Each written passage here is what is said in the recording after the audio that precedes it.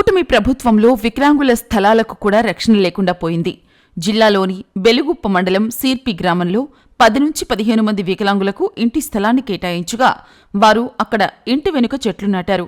అయితే వెనుకవైపు ఉన్న చెట్లను తొలగించి ఆక్రమించుకోవడమే కాకుండా ఇంటి స్థలం కూడా మాదేనంటూ దౌర్జన్యం చేయడంతో వైఎస్సార్సీపీ దివ్యాంగుల విభాగం నాయకులు ఇవాళ కలెక్టర్కు ఫిర్యాదు చేశారు. వికలాంగులు వచ్చిన విషయం తెలుసుకున్న కలెక్టర్ జాయింట్ కలెక్టర్ను కిందకు పంపి వారితో అర్జీ స్వీకరించారు. వారు చెప్పినటువంటి సమస్యపై తహసీల్దార్తో మాట్లాడి చర్యలకు ఉపక్రమించారు. వికలాంగుల స్థలాన్ని కూడా కాజేయాలని చూస్తున్నారని ఈ సందర్భంగా దుర్గారెడ్డి, వసంత్ కుమార్ అన్నారు. అధికారులు దీనిపై చర్యలు తీసుకోవాలని కోరారు. మరోవైపు 2025-26 మార్చి నెల నాటికి దివ్యాంగుల బ్యాక్లాగ్ ఉద్యోగాల భర్తీతో పాటు 3 చక్రాల మోటార్ వాహనాలు మంజూరు చేయాలన్నారు. ఆర్టీసీ బస్సులలో ఉచిత ప్రయాణ సౌకర్యం కూడా కల్పించాలన్నారు.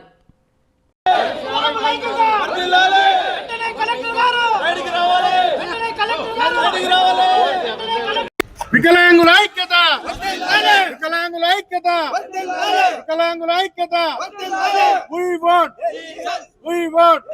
నా పేరు హెచ్ వసంత కుమార్, వికలాంగుల హక్కుల జాతీయ వేదిక జిల్లా అధ్యక్షుడిని. అనంతపురం జిల్లా బెలుగుప్ప మండలం సీర్పి గ్రామంలో 190-2 సర్వే నెంబర్లో దాదాపుగా అంటే 10 నుంచి 15 మంది దాకా వికలాంగులు దాదాపు 40 సంవత్సరాల నుంచి నివాస స్థలం ఇంటిని ఏర్పాటు చేసుకొని ఇంటి వెనకాల పెరటి తోటలు పెంచుకొని ఈ విధంగా నివాసం ఉండే క్రమంలో ఈ మధ్య కాలంలోనే ఆ ఇండ్ల పక్కన ఉన్నటువంటి ఆ పొలాన్ని వేరే వాళ్ళు కొన్నారు. కొనిన వ్యక్తులు దాన్ని ఎటువంటి సర్వే చేయకుండా, ఎటువంటి ముందస్తు నోటీస్ ఇవ్వకుండా వికలాంగుల ఇండ్ల వెనకాల ఉన్నటువంటి చెట్లనన్నింటినీ తీసివేయడం జరిగింది. మరి అదేవిధంగా ఇంటి మధ్యలో వరకు కూడా మాకు వస్తుంది పొలం అని చెప్పేసి వాళ్ళు వికలాంగులను భయభ్రాంతులకు గురి చేస్తున్న సందర్భంలో మరి ఈరోజు మేము మొత్తం కలెక్టర్ గారికి వికలాంగులందరితో వచ్చి ఫిర్యాదు చేయడం జరిగింది.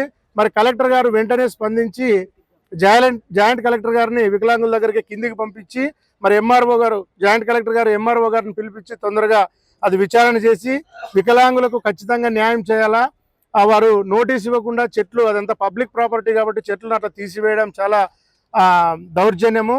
అదేవిధంగా వికలాంగుల నివేశ స్థలాన్ని ఇబ్బంది పెట్టడం కూడా చాలా దౌర్జన్యం కాబట్టి తొందరగా రిపోర్ట్ ఇవ్వాలని చెప్పినారు. మేము వికలాంగులకు న్యాయం జరగని సందర్భంలో ఖచ్చితంగా మేము రోడ్ల మీదకి వచ్చి ధర్నాలు చేసి అవసరమైతే మా కమిషనర్ గారిని, అవసరమైతే ముఖ్యమంత్రి గారిని కూడా కలిసి మా సమస్యను వారి దృష్టికి తీసుకెళ్లి పరిష్కరించేంత వరకు కూడా ఈ ఉద్యమాన్ని వదిలిపెట్టమని ఈ సందర్భంగా తెలియజేస్తున్నాను. జిల్లా అధ్యక్షుడిని. మన బ్యాక్లాగ్ పోస్టులో 2024, 2025, 2026 ఒక పోస్టు కూడా వదలలేదు. వచ్చేసి మన ఇంద్రధర్సులో కొన్ని వరాలు కురిపించాడు ఆయన. ఫ్రీ బస్సు అని ఇంతవరకు అమలు చేయలేదు. మన 3 చక్రాల వాహనాలు 3 వీలర్ వచ్చేసి ఒక నిజవర్గానికి 10 అని చెప్తున్నాడు. కానీ 4375 మంది ఉన్నారు. అందరికీ న్యాయం జరగాలని ఇచ్చినాం కలెక్టర్ గారికి. నా పేరు ఉపేంద్ర గౌడ్.